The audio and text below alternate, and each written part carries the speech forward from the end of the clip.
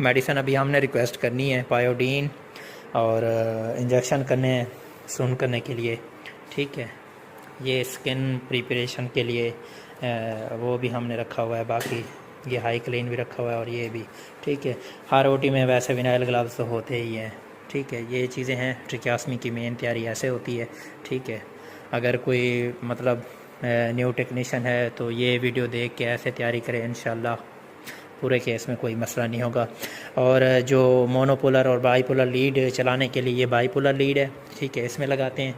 इन दोनों में, इसमें भी लग सकती है, इसमें भी लग सकती है। अगर इसमें लगाएंगे ये सील वाला वो है, ठीक है, लेकिन हम ये यूज़ करेंगे, ठीक है। इसके लिए ये फुट होना चाहिए, ठीक है, ये वाला। और इसके फुट ना दो होते हैं, एक बाईपोलर होता है, एक मोनोपोलर की भी होता है। ये पड़े हैं, ये हैंड पे भी काम करती है जो डायथर्मी लीड होती है, और ये फुट पे भी काम करती है, इसलिए कनेक्शन यहाँ से होती है।